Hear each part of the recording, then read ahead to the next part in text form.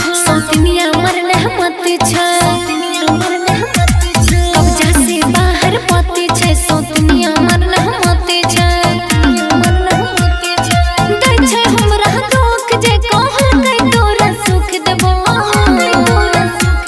काबू में पति तोरा आ जैतो हम मंत्र ऐसन फूक देबो बलदान दे हरियर पाठा के दूर करी तोहर दुख देबो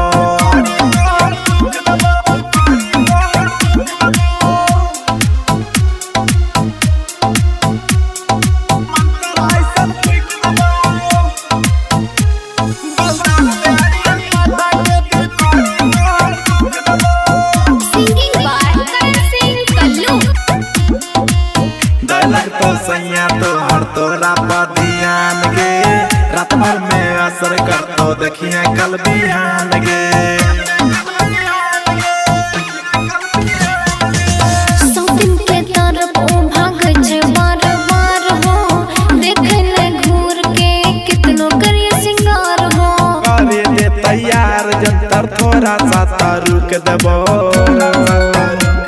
काबू में पति तोरा आ जैतो हम मंत्र ऐसन फूक देबो बलदान दे हरियल पाठा के दूर करी तोहर दुख देबो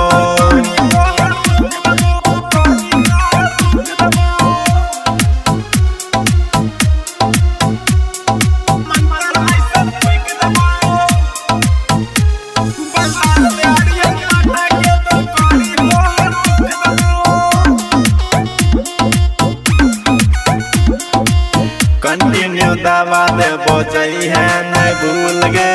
दै छियो पढ़ के रोज खिलै है एगो फूल गे सक करते सैया बाबा करबै कोन उपाय हो रास्ता दोसर कोनो साहिल दे बताए हो करन के खिलै भी के नाइडिया कान में झुक देबो काबू में पति तोरा आ जैतो हम मंत्र ऐसन फूक देबो बलदान दे हरियल पाठा के दूर करी